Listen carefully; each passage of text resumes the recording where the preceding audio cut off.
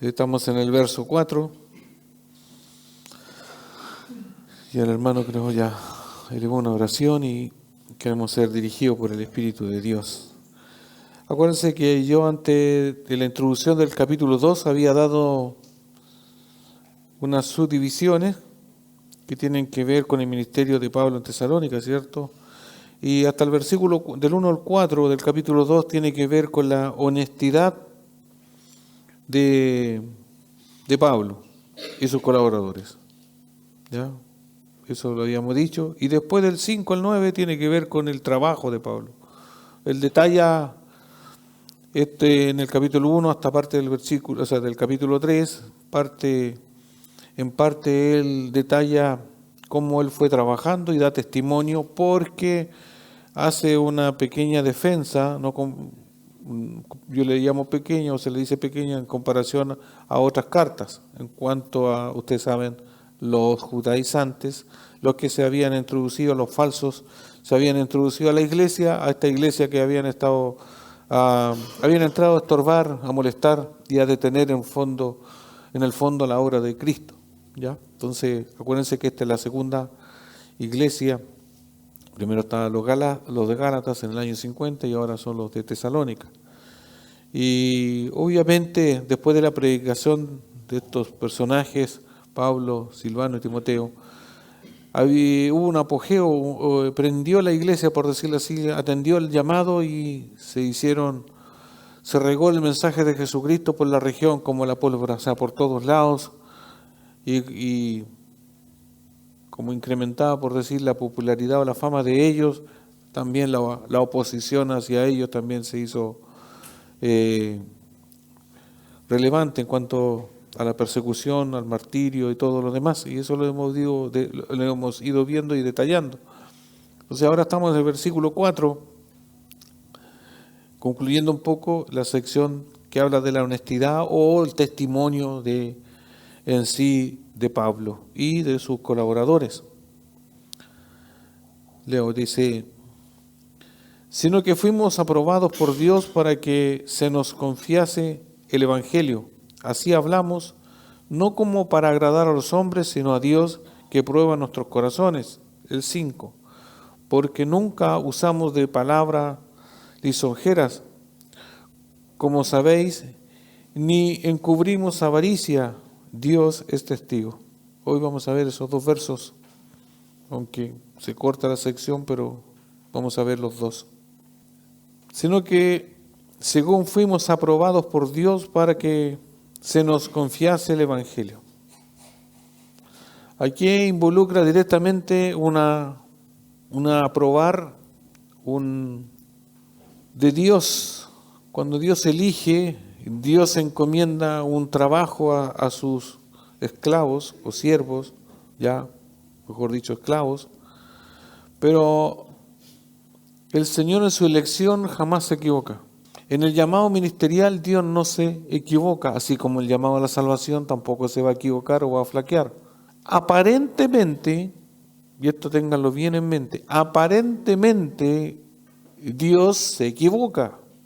¿Por qué? Porque cuando nosotros vemos a quienes elige, o nos vemos en este caso a nosotros mismos, yo me veo a mí mismo y usted a lo mejor se ve a sí mismo en este llamado ministerial que pueda tener usted y yo nos consideramos indignos, poca cosa, inferiores, no aptos, etcétera, como lo consideró cuando llama al ministerio a Moisés. Era tardo para hablar, era un personaje poco probable. Cuando nosotros ahora estudiamos el tema de 12 hombres comunes y corrientes, ¿cierto?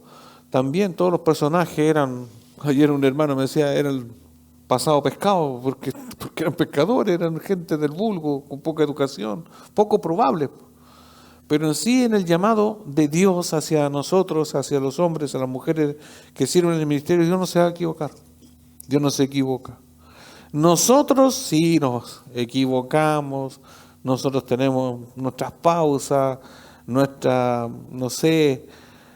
rebelión contra el Señor que no queremos servir, así como el personaje de Jonás que se quiso contrariar, se quiso oponer a Dios, pero al final y al cabo Dios llevó su propósito sí o sí.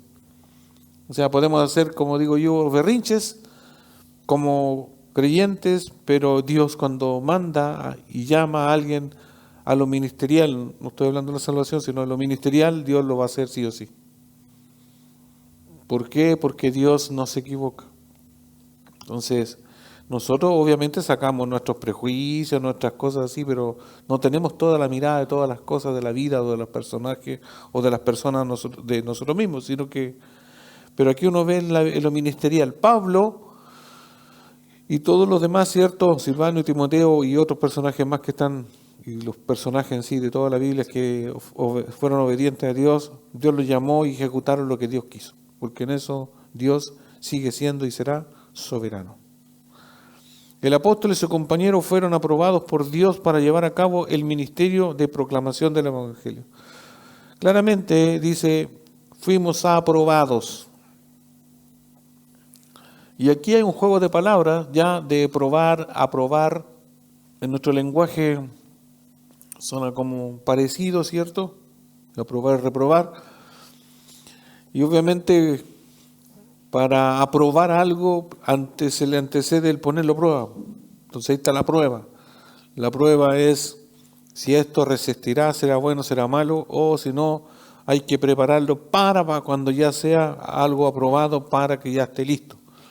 No sé si usted dice, como cuando alguien cocina un pan, está mirando si es que tiene de eso con vidrio, usted está mirando si le falta o no le falta, entonces usted está mirando y llega un momento que dice, ya, ahora sí está aprobado, por si ahora sí se puede comer, anteriormente no está apto todavía. Entonces, esto es un proceso. El verbo aprobado expresa la idea de probar algo o de someterlo a valoración para determinar la realidad de lo que es.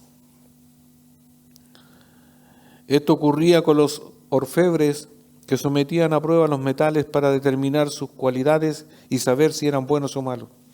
Generalmente, acuérdense que siempre se hace en la Biblia la ilustración del oro, que para sacar la impureza del oro o ciertos metales preciosos se tienen que someter a mucho fuego, en el fondo se tienen que fundir, a veces se echan ciertos líquidos o ciertas aleaciones para separar lo que es puro, o sea, o en este caso el oro. Ustedes saben que a grandes rasgos uno ha visto que le echan mercurio al oro, se funde y después cuando el mercurio separa y deja solamente el oro puro. Eso es lo que uno logra ver. Y obviamente eso tiene que ser a mucha calor o mucho fuego o mucha temperatura. En el caso, no es que Pablo fue tirado al desierto y estuvo puesto al sol, no es eso. Está puesto a prueba, a cosas rigurosas, a cosas que hay que tener un sentido bíblico o del Señor, que no es que Dios le quiso hacer la vida difícil, sino que tenía que probar si su fe era genuino, de qué estaba hecho. Generalmente todos los llamados en el reino de los cielos, ¿cierto?, les toca la vida difícil. No es todo así como color de rosa, que quisiéramos que fuese así, pero no es así. La vida del creyente es ahí con lágrima, con lágrima, con lágrima, con lágrima, y es así. Entonces, estos personajes fueron perseguidos. Obviamente el gozo de ver después todos estos, después de haber predicado, de ver vidas transformadas es un gozo indescriptible. Es lo mismo que cuando uno, como pastor, va viendo en el pasar del tiempo de que las vidas de los creyentes van siendo transformados no por uno mismo, sino por el poder de la palabra. Es por decir, ustedes mismos a veces dicen, pastor, yo creo que no, yo no soy bueno para esto, no sirvo, no, o me cuesta, pero uno ve progresos porque el Señor va haciendo su obra. Entonces uno se contenta en eso, a pesar de que uno ve otras cosas distintas en otros y así sucesivamente, pero uno ve logros y lo hace el Señor. Entonces hay un progreso y en eso hay momentos que algunos están siendo probados, están puestos a prueba, pero después se va viendo que su fe va siendo purificada. Ya no son iguales, van madurando, ya no contestan de la misma manera, ya no oran de la misma manera, no se expresan de la misma manera. Entonces, vale la pena que pasemos por las penurias, como digo yo, ¿cierto? Por las tribulaciones, porque después es como estar puesto, ¿cierto?, al fuego, y ese fuego después nos purifica. Ya salimos distintos. Aunque el verbo es probar o evaluar en este contexto, la mejor traducción es hemos sido aprobados, es decir, por medio de la prueba. ¿Ya? Por eso dice, sino que según fuimos aprobados por Dios, ¿cierto? Por medio de la prueba o las tribulaciones. Hay un personaje que se llama Emilio Núñez que hace un comentario, ¿ya?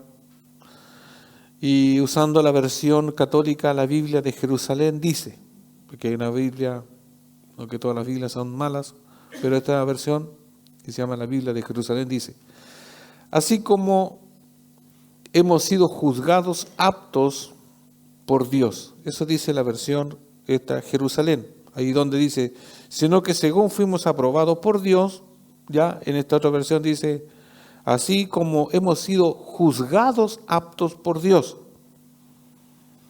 O sea, Dios juzgó en su juicio, usando esta versión, para que en su juicio diga, usted, Pablo, Sila o Timoteo, o Silvano, Timoteo, ¿cierto?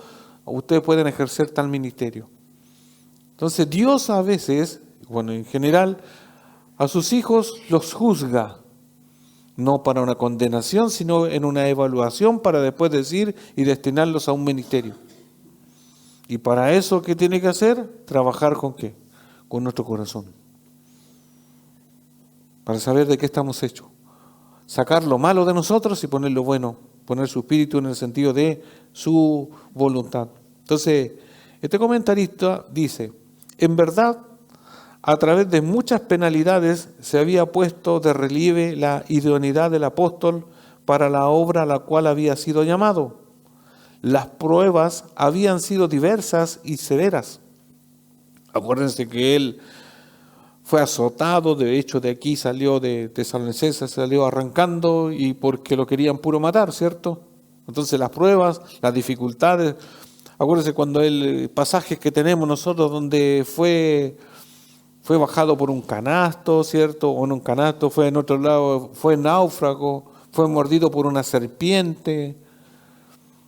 El raciocinio humano dice, pero pucha, si el siervo de Dios es como que lo quieren matar, porque uno dice, idealmente no sería así, pues, o sea, si Dios quiere que Pablo, y en este caso hablando particularmente de él, fuese llevado a evangelizar, Dios lo hubiese llevado poco menos que en el aire, en un jet, en un avión, muy cómodo, ¿sí o no?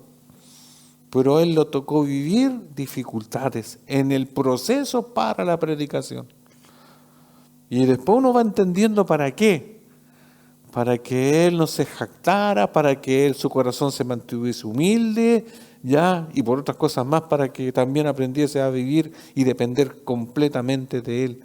Acuérdense que aquí ni siquiera los tesalonicenses los sostuvieron económicamente. Él tuvo que trabajar. O sea, en todo eso fue probado. Entonces, este comentarista dice, las pruebas habían sido diversas y severas, pero de cada una de ellas, la fe de Pablo salió más refinada. Y esto es lo que muchas veces decimos, la fe. En todas las pruebas que pasamos, hermanos, su fe es más refinada, es mejor que antes. Usted y yo, en toda la prueba, como conclusión debemos decir, amo más al Señor. Más lo amo, más creo que le conozco, aunque sea un poquito, pero la fe pasa a ser más sólida, más fortalecida. O sea, la fe es la certeza y la convicción de lo que no se ve, ¿cierto? Y por eso amamos más al Señor, porque sin fe es imposible agradar a Dios. Pase lo que pase, después uno dice, no, sí. Yo así como pasé una prueba, seguiré pasando las que vienen y así. Y se forma ya una costumbre. ¿Por qué? Porque la fe se fortalece. Entonces la fe de él salió refinada, como sale el oro del crisol. Su carácter se volvió más acerado y su corazón más dócil para el cumplimiento de los propósitos divinos. O sea, su carácter más sólido. Acuérdense que en esto, hermanos, cada uno de ustedes y nosotros tenemos que ser forjados en el carácter. Muchas veces yo lo digo y lo hemos visto de broma. Cuando a usted no le saludan o cuando usted le dicen, menos mal que viniste a la iglesia, usted se siente, se ofende, su carácter le falta ser, como dice el comentarista, ser acerado, fuerte. No se ande enojando por niñerías, porque al final y al cabo son niñerías y muchas veces nos pasamos a llevar con simplemente palabrería o dichos de nosotros que a veces son común y corriente. Y que en otros lados usted, por decirlo así, está en una empresa y su jefe le dice algo pesado y usted ahí no dice nada, pero que en la iglesia, como que hay que tomarlo con pinza. No es así. Su carácter, nosotros tenemos que entender, tenemos que aprender a conocernos unos con otros y vivir conforme a las Escrituras, que la Escritura nos da todo el parámetro. ¿Cómo? Confesando nuestros pecados, aguantándonos unos con otros, pero seguimos los mismos porque somos una familia. Idealmente somos una familia indivisible, no nos podemos dividir, no nos deberíamos. Mire que los de acá piensen esto, los de acá, pero en un sentido general todos somos una familia, amamos a Cristo con todas sus altos y bajos, pero seguimos ahí, unidos. Porque es así y porque tiene que ser así, porque la Biblia lo demanda. Entonces, ¿con cuánta razón Pablo podía exhortar a su discípulo Timoteo cuando le dice, procura presentarte a Dios aprobado como un obrero que no tiene de qué avergonzarse? O sea, Pablo tenía la autoridad de decirle eso a Timoteo, preséntate como un obrero aprobado. Podemos decir nosotros a otros de los mismos, entre nosotros decir, preséntate a Dios como un obrero aprobado. ¿O te falta? A mí me falta y yo no lo voy a decir. Yo puse como ejemplo dentro de esto de la aprobación, porque aquí obviamente el que aprueba es Dios, dice, sino que según fuimos aprobados por Dios, aquí hace, ¿cierto?, el propósito, para que se nos confiase el Evangelio. En la mayoría de los trabajos seculares o cualquier trabajo, ¿cierto?, cotidianos, remunerados, somos puestos a prueba. Pero en el mundo cotidiano o en cualquier lugar, algunas pruebas se pueden falsear. Y nosotros lo hemos visto y lo podemos ver. Háceme un currículum. Eso es lo que se usa para presentarse, ¿sí o no? ¿Y qué le voy a poner si no he trabajado nunca? Pero ponele que trabajaste conmigo en tal empresa y ahí le pone. No estoy diciendo que los de la iglesia aquí hacen eso, pero si eso se suele hacer o se hace, ¿cierto? Entonces empezamos a falsear. ¿Qué experiencia tiene? No me diga. Bueno, ¿y qué hacen en las empresas? Lo ponen a prueba y lo ponen en una parte a trabajar. Obviamente cuando alguien está falseando, se va a notar. Pero también puede ser que no se note. Puede ser en un mundo tan falso y usted vemos en estas cosas que lamentablemente sabemos que en el Estado, ¿cierto?, hay muchas cosas que no funcionan bien. Y ustedes van a ver en estamentos ya públicos donde los pocos trabajan y los muchos, como digo yo, ni siquiera van porque están con ciertas licencias que no son de verdad y todo lo demás. Entonces se falsea todo esto. Pero en el plano de Dios, Dios no puede ser burlado.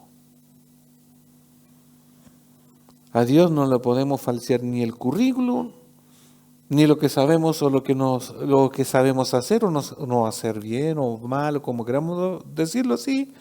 No, ahí sí que entre nosotros sí nos podemos falsear como creyentes, pero a Dios no lo podemos burlar, porque aún Dios pesa nuestra intención de nuestro corazón. No sale la palabra de nuestra boca cuando Dios sabe ya lo que vamos a decir. O sea, ¿cómo vamos a falsear a Dios? Aparentemente Dios a veces nos deja, o sea, Dios nos da rienda suelta, ¿cierto? Pero llega un límite que Dios dice, y ahí la vergüenza es mayor. Entonces, tener esto, ¿por qué lo puse aquí como un ejemplo? No simplemente para adornar, sino que para que también tengamos esa conciencia, hermanos, y ese temor reverente delante de Dios, que no nos podemos falsear a Dios. Si delante de Él somos lo que somos, no podemos aparentar más de lo que somos, simplemente. Porque si no, vamos a producir, ¿cierto? Vamos a tener un desazón grande. Parafraseando el texto, podríamos decir, hemos sido puestos a prueba y considerados aptos, de manera que eran idóneos para llevar la evangelización a todo el mundo, como lo hicieron en Tesalónica. A continuación, después de que ellos fueron aprobados, ¿cierto?, para llevar el evangelio, se les confía, dice el verbo, para que se les confiase el evangelio. O sea, aquí viene el verbo confiar, que tiene que ver con la confianza. Tiene el sentido de ser considerado como digno de confianza o con la capacidad o la honestidad de una persona para confiarle un cometido, como pudiera ser la custodia de algo que tiene alto valor, de la manera en la que la confianza de un banco permite confiarle valores para custodia o trabajo. O sea, estamos hablando que el Evangelio es algo importante y que a estos personajes se les confió, y por eso la palabra confiar o el verbo tiene que ver aquí con de algo de alto valor. No es cualquier cosa, porque como lo vimos y lo estudiamos en Gálatas, es el Evangelio de Cristo, es el Evangelio de Dios, es el Evangelio del reino, es la buena noticia de Cristo. No es una cosa, un mensaje común y corriente, no es una palabrería. Y se les confió a quienes, a estos. Es por lo mismo, hermanos, que si nosotros hacemos una analogía básica, ¿cierto? Usted, a un niño chico, ¿le va a confiar una responsabilidad de grande? Bueno, a veces lo hacemos. Al de 3 años le dice, échale una miradita a la guagua de 1 mes. ¿Se entiende? Pero es ilógico, sí, pero a veces hacemos cosas, yo estoy poniendo muy extremo, pero a veces hacemos cosas parecidas, ¿o no? ¿Para qué? Para tener malos resultados.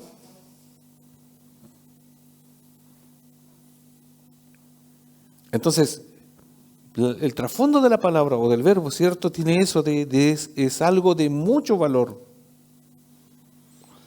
Lucas 16, 11 ilustra algo parecido en la parábola del mayordomo infiel.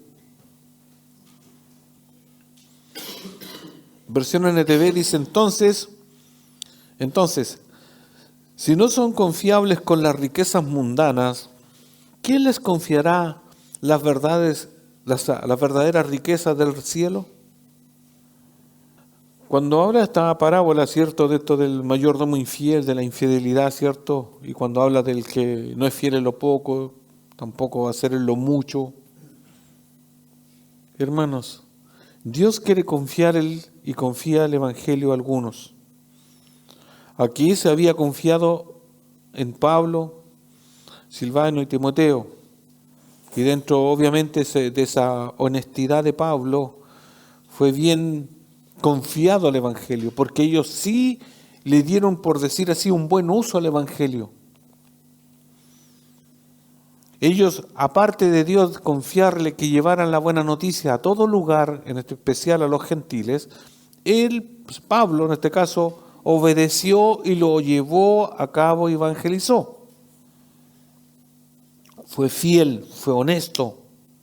¿Por qué? Porque Dios lo había probado y aprobado para que lo hiciese. Contraste con nosotros, la iglesia de hoy.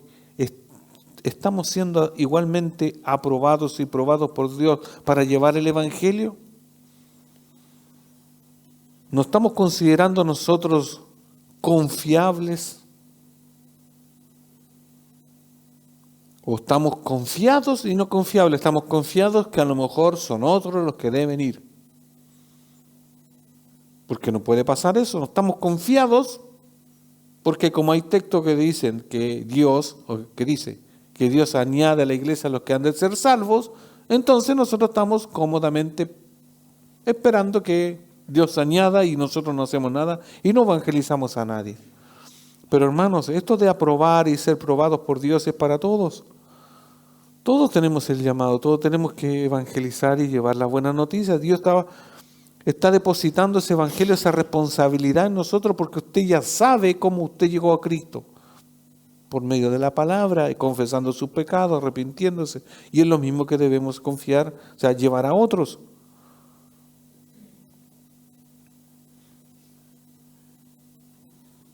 Volviendo a lo anterior de Lucas, dice, entonces, si no somos confiables con las riquezas mundanas, ¿quién les confiará la verdadera riqueza del cielo?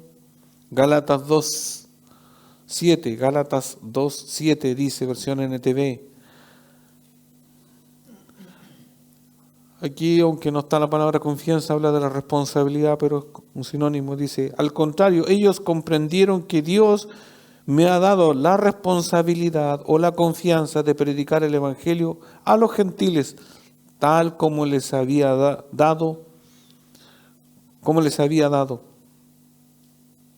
a Pedro la responsabilidad o confianza de predicar a los judíos.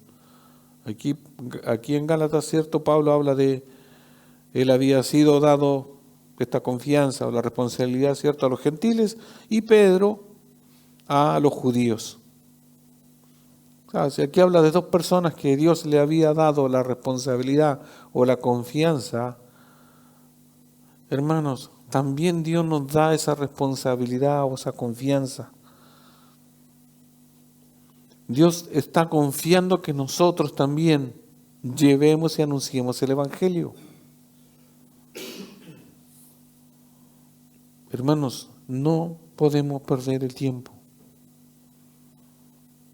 Se nos pasa, nos confiamos mucho, estamos muy ensimismados en las cosas cotidianas.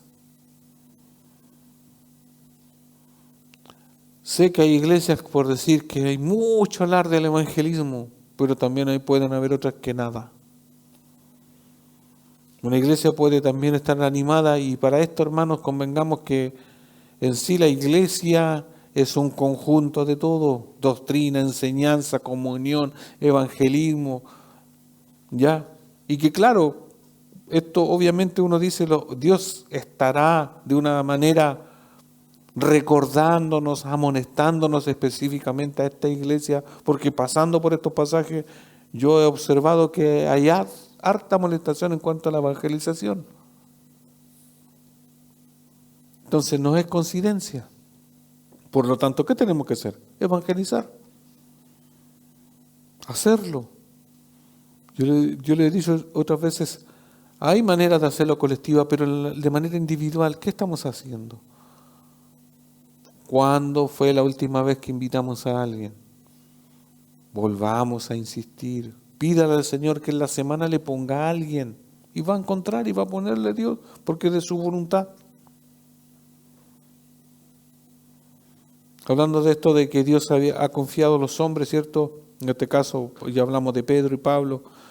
1 Timoteo 1, del 12 al 14, habla de lo mismo.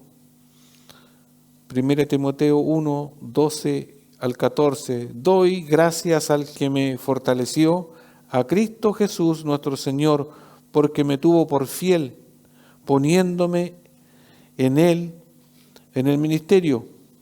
Paréntesis, poniéndome en la confianza, ¿cierto? Para ponerlo al ministerio, habiendo yo sido antes blasfemo, perseguidor, injuriador, mas fui recibido a misericordia porque lo hice por ignorancia e incredulidad. Pero la gracia de nuestro Señor fue más abundante con la fe y el amor que es en Cristo Jesús. Para los que pueden estar pensando, ¿Cómo yo voy a hablarle a otro de Cristo si me da vergüenza, no puedo, no tengo mucha palabra, no sé? O fui tan malo que ¿quién me va a creer? O mi testimonio antes de conocer a Cristo es tan negro que ¿quién me va a creer? Bueno, aquí tenemos el ejemplo. Verso 13. Habiendo yo sido antes blasfemo, así era Pablo, blasfemo, perseguidor y injuriador. Aquí hay un personaje malo, malísimo, que Dios le da una oportunidad y después aprobado y probado, o sea, aprobado y aprobado, ¿para qué? Para después confiarle el mensaje de las buenas nuevas. Dios hace como quiere. Esa es su multiforme sabiduría. Entonces no importa de lo que éramos antes. No importa si usted tuvo mucho estudio, poco estudio, como sea, haya sido un drogadicto, lo que haya sido en su vida, un borrachino, todo eso, ¿cierto? Dios hoy le ha confiado, ¿cierto? Le confía a él el Evangelio de Jesucristo. Ahí si quiere usted entrelaza lo que fue antes para decir que yo antes era tal cosa como lo dice acá. Pero más que eso, más que hablar de su testimonio negativo, ¿cierto? Es hablar de lo que Cristo es hoy y lo que dice en su palabra. A ese blasfemo, perseguidor, injuriador, se le confía el Evangelio de Jesucristo. ¿Cómo es la sabiduría de Dios? Hay un relato de unos personajes, ¿cierto? Bueno, siempre hay historia en cuanto a esto y parte de testimonio. ¿Usted pondría un asaltante de banco después de cajero en el banco, no? Al menos tiene contacto con el banco, sabe más o menos cómo funciona. Pero usted pondría un ladrón en las finanzas de manera, como decimos nosotros, nuestro refrán chileno, ¿pondría usted el gato en la carnicería a que atienda el gato ahí? No, ¿sí o no?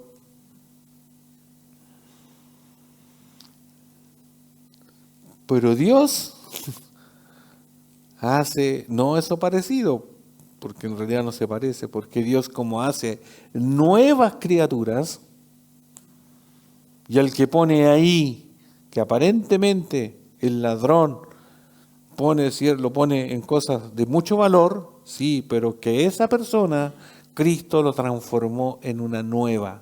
O sea, no es la misma. ¿Se entiende? Que al parecer, sí, pero que Dios hace una nueva persona. Porque Pablo ya no era perseguidor, no era, ¿cierto? Porque Dios lo hizo nuevo. Y así a cada uno de nosotros. Entonces, hermanos, ¿por qué lo aplico y lo estoy mirando desde este punto de vista? Porque como a veces nos sentimos indignos, nos baja esa humildad, ¿ya? De decir, no, pero es que yo no. Hermanos, Dios a usted y a mí nos ha hecho una nueva criatura. Por lo tanto, lo que ya pasó está atrás, está perdonado y usted tiene esa posibilidad de hacer lo que Dios está encomendándole, así como le dijo, ¿cierto?, a estos personajes. Después de haber sido un blasfemo, perseguidor, injuriador, se les va a confiar el Evangelio. O sea, Dios, al ser nosotros nueva criatura, tiene plena confianza. Si Dios tiene plena confianza en nosotros, ¿qué nos quiere hacer? Hacer, como estoy diciéndolo, o sea, ejecutemos. Seguimos con el verso, dice, sino que según fuimos aprobados por Dios para que se nos confiase el Evangelio, así hablamos. No como para agradar a los hombres, sino a Dios que prueba nuestros corazones. Entonces, después de haber sido, ¿cierto?, aprobados por Dios, se les confía el Evangelio. Después de ese proceso, dice, así hablamos, no para agradar a los hombres, sino a Dios que prueba nuestros corazones. No buscaban agradar a los hombres, sino a Dios que los había llamado. De esta manera testifica En otro lugar, Pablo, en Gálatas 1:10, cuando dice, pues, ¿busco ahora el favor de los hombres o el de Dios? ¿O trato de agradar a los hombres? Pues si todavía agradara a los hombres, no sería siervo de Cristo. ¿Por qué estas frases? ¿Agradar a Dios o agradar a los hombres? Porque, hermanos, entiéndase que en un contexto de iglesia se puede agradar a los hombres y no necesariamente a Dios. Que pareciese que agradamos a Dios, pero no es así. En un plano natural de iglesia podríamos decir, yo quiero, aunque a veces no se diga, pero que se hace, agradar a los hombres sería nunca hablarles del pecado. Saltarse todos los textos de la Biblia donde se habla de pecado. Omitir muchas veces la palabra infierno, para que si alguien es invitado a la iglesia no se sienta mal. Entonces, ¿a quién empezamos a agradar? A los hombres. Si empezamos a adornar la palabra de Dios y a buscar lo que puede ser agradable a nosotros, vamos a estar en contra de Dios. Y media verdad es una mentira. Si nosotros decimos, como decía, omitimos, ¿cierto?, el vivir para Dios en santidad, y eso requiere, ¿cierto?, abstenerse de muchas cosas, de placeres de la vida y todo lo demás, estoy agradando a los hombres. Y eso no lo hace un buen cristiano. Recordemos que los judaizantes decían que Pablo, que les predicaba la circuncisión entre los gentiles y después se retractaba, o sea, a los judíos y después se retractaba con los gentiles. Acuérdense que en Gálatas había una acusación de que Pablo tenía, cuando estaba con los judíos le hablaba de la circuncisión y cuando estaba con los gentiles sí, pero eso fue un parecer de los judaizantes.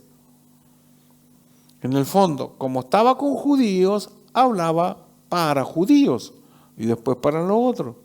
¿Se entiende? Pero no que se tenían que circuncidar y no que no, después que sí. No. En Pablo no había un doble estándar.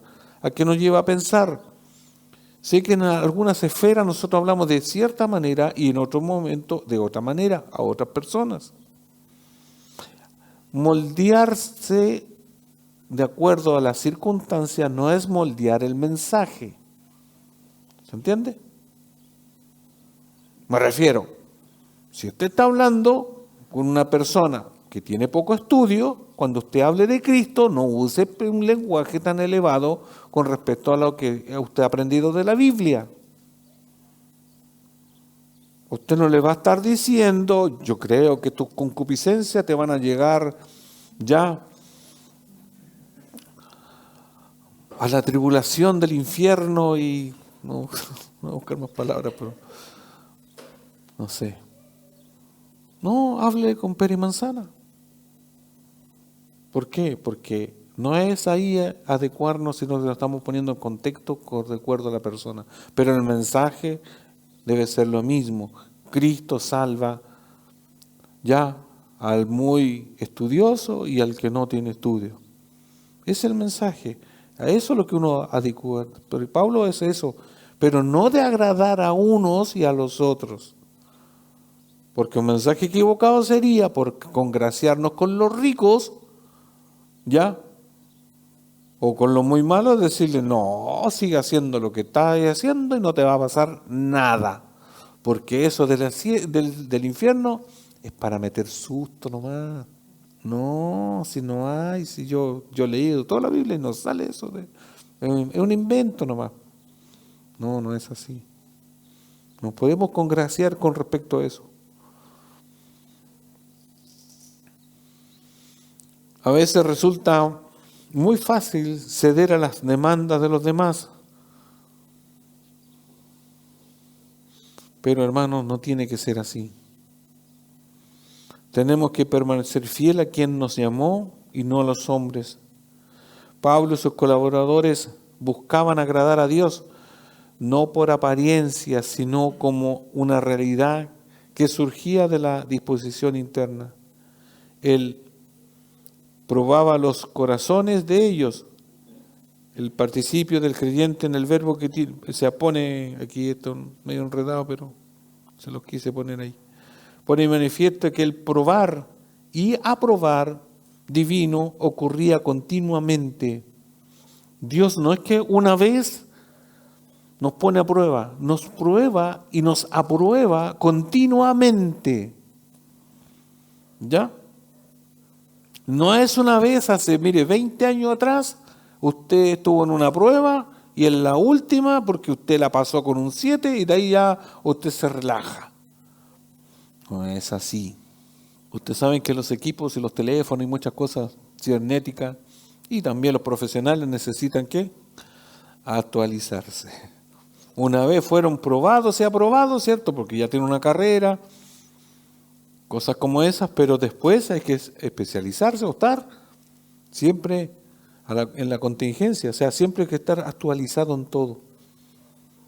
Un médico que salió de médico hace 20 años atrás, ya lo que hoy día está sucediendo, lo que hoy día se ha innovado, no es lo mismo. Está la base, sí, está la base. Entonces, el cristiano no es que una vez, no, ya tuve 2 pruebas en la vida y yo creo que con esto estoy, no, es continuamente. Y por lo mismo es porque a veces nos cuesta entender eso, que estamos probados y aprobados, aprobados y aprobados continuamente. A veces para algo específico, a veces para una cosa de ministerial y así continuamente. No es que nos estropeamos, pero entiendes, hermanos, porque puede ser que nosotros nos acostumbramos entra el relajo, que podemos hacer las cosas de Dios mecánicamente. Subir al púlpito, hermanos, tanto, listo. No, si es tan fácil. No, pastor, si es tan fácil tal cosa. No, si yo toco el instrumento, mire, ojos cerrados. ¿Ya? O toco no sé qué. No, si mire, póngame a prueba. No se trata de eso. Continuamente. Pastor, yo ya sé lo que usted va a explicar porque yo ya lo leía. Ya sé que hay que venir a hacer. Se entiende que hay una cosa que tiene que ver con el probar y aprobar. Que Dios, hablando de esta palabra, es algo continuo. La fe también es algo, cuando hablamos la fe tiene que estar ferviente y viva. No es una experiencia sobrenatural que usted vivió una vez.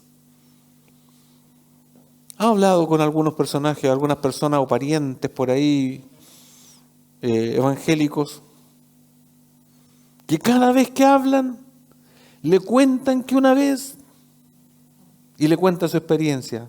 Yo tengo un tío que es así, ¿ya? Una vez yo estaba orando, me levanté, pero 2 metros, no, 1 metro, y estaba ahí, y sentía un fuego, y el Señor me tomó, y toda la cosa, y esa historia, para ellos fue significativa, sería verdad o mentira, pero esa historia se la vuelven a contar. Pero ahora, ese mismo hermano o hermanita, ¿cierto?, tiene un testimonio así, feo, malo.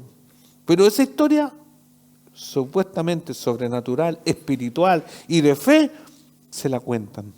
¿Y de qué sirve? En cambio, el creyente, que aunque le pase o no le haya pasado eso, estamos siendo continuamente.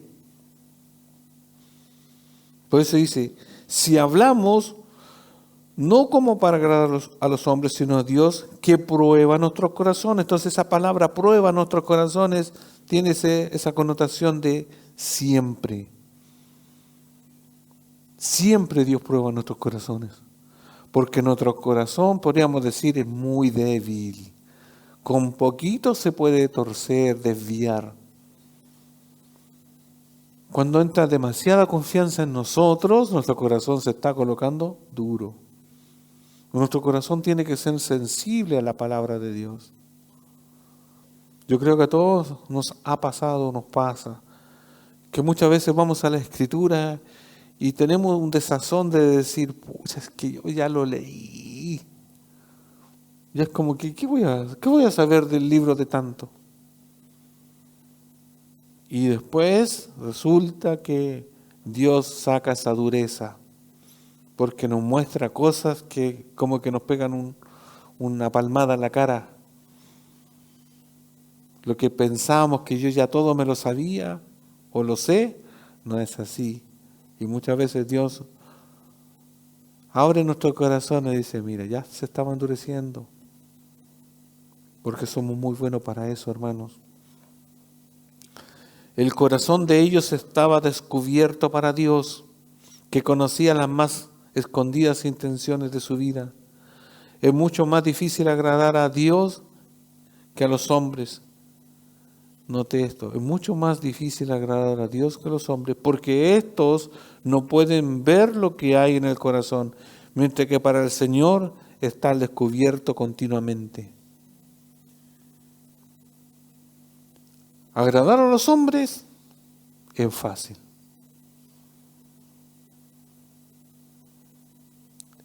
¿Le hago una prueba o no? Tomémonos vacaciones de la iglesia por 6 meses. No nos juntemos en 6 meses y nos vemos en 6 meses. ¿Qué dicen ustedes? Ya están moviendo la cabeza los más espirituales, ¿ya? Pero se van a dar cuenta que les va a convenir.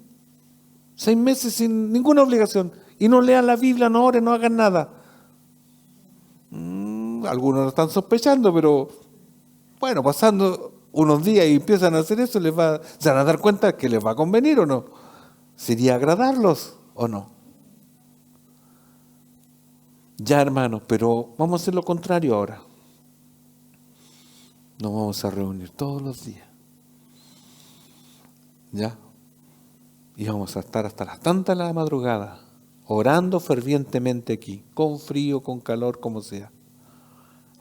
Pero es que ahí, yo sé que lo estoy colocando extremo, pero ¿cuál es la idea, hermano? Suena gracioso, pero ¿cuál es el punto? Suele ser más fácil agradar a los hombres, porque yo soy hombre, porque yo sé lo que a mí me agrada, o lo que me agradaría, y lo que sería más fácil. ¿Qué es lo que uno a veces oculta? Que a uno lo feliciten. ¿A quién no le gusta que lo feliciten? A todos nos gusta. ¿Para qué nos hacemos así? No, si a mí no me gusta. Cuando nos da la falsa humildad, no, a mí no me gusta que me regalen. ¿Cómo no le gusta que le regalen unos zapatos nuevos, un viaje, no sé, dinero? Es fácil agradarse, entiéndelo. Porque todos estamos compuestos de lo mismo. Pero al Señor, ¿qué es lo que agrada al Señor? La fe, el obedecer. Y ahí estamos, y ahí nos cuesta a todos. Sin fe es imposible agradar a Dios. O sea, usted haga lo que haga, si no tiene fe, no le puede agradar. Así dice la Escritura.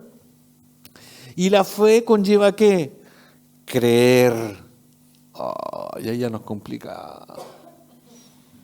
Porque el creer está asociado ¿a qué? A obedecer y obedecer con hacer.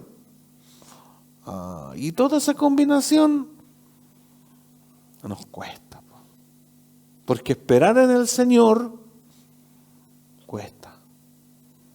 No contestar y no reprochar cuando sus juicios, cuando sus cosas que hacen nosotros no nos gustan, y no reprocharle y no quejarnos, cuesta. Porque como queremos todos para hoy, y como para nosotros es tanto tiempo, todo eso cuesta. Pregunta última con respecto a esto, que obviamente tiene razón, en razón a lo anterior. ¿Estoy verdaderamente o estamos verdaderamente agradando a Dios o solo a mí mismo y a los demás? Eso a veces debemos preguntarnos. O decir, ser sincero delante del Señor, no de mí, no me lo digan a mí, sino que yo mismo digo yo, Señor, verdaderamente yo a usted le estoy agradando, le soy agradable. No sacando mi mi argumento, porque por decir, yo creo que sí, porque a lo mejor yo hago las cosas que usted me manda, pero eso no cuenta, porque las obras Dios las preparó para que en esa obra andemos. O sea, ya ni siquiera es mi ocurrencia. Pero le estoy agradando. Pregúntese y dígale al Señor, Señor, verdaderamente yo te estoy agradando en la fe. ¿Estoy haciendo lo que tú demandas? Este evangelio que tú has confiado a mí, yo realmente lo estoy llevando a cabo, estoy evangelizando. ¿Estoy haciendo lo que tú me demandas en lo ministerial? ¿O me falta? ¿O me estoy quedando? Preguntémonos. Porque a veces nos evaluamos, pero nos comparamos ¿con quiénes? Con nosotros mismos. Pero delante del Señor tenemos que evaluarnos, porque delante de Él, que Él es el que conoce mi corazón, y Él me va a dar la respuesta. Porque entre nosotros nos podemos mentir, aparentar, ocultar también, como lo pasó con las iglesias que están en Apocalipsis. Una iglesia se puede ocultar o, por decir así, camuflar como una buena iglesia y no ser buena iglesia. Podemos hacer todas las cosas que aparentemente son agradables delante de Dios y Dios decirnos, ustedes se apartaron hace mucho tiempo de mí. ¿Pero cómo, Señor? Sí, porque es fácil, porque nuestro corazón es débil. Hermanos, no nos engañemos, porque Dios no puede ser burlado. Los judaizantes increpaban a estos personajes, a Pablo, Sila y Timoteo. Lo estaban poniendo en mala con los demás. Pero en su honestidad de Pablo, él estaba diciendo que ellos habían sido probados y aprobados por Dios, que no estaban por ganancia deshonesta, no estaban por otra intención, sino que habían sido encomendados y se le había dado que el Evangelio de Jesucristo. Vamos a dejar hasta aquí, porque el verso 5 no es muy largo y no vamos a alcanzar. Entonces vamos a dejar solamente el que viene, porque dice, porque nunca usamos de palabras lisonjeras, como sabéis, ni encubrimos avaricia, Dios es testigo. Entonces para la próxima semana seguimos con el encadenamiento de esto del trabajo. Ya habló Pablo y defendió, cierto, su honestidad, su apostolado o su ministerio, y ahora vamos a ver lo que él hizo con palabras, o sea, con lo que él hizo con hechos, por decir más que palabras. Padre, en el nombre de Jesús, queremos y pedimos en esta hora, así como lo decía las Escrituras, que estos personajes habían sido probados y aprobados. Señor, que entendamos que esto siempre es para mejor, para que nuestra fe sea acrisolada, nuestra fe sea, Señor, y nuestro carácter mejor cada día, más agradable a usted. Señor, ayúdenos a no a regañar cuando estamos en diversas pruebas o en diversas tribulaciones. Señor, ayúdenos a vivir agradecidos y confiados en usted, porque para que después seamos aprobados, Señor, y ser conducidos a un ministerio, al ejercicio de algo en razón de lo que usted quiere que hagamos. Señor, hay obras que tenemos que hacer y que son algunas exclusivamente para nosotros, a las cuales, Señor, no nos podemos desviar.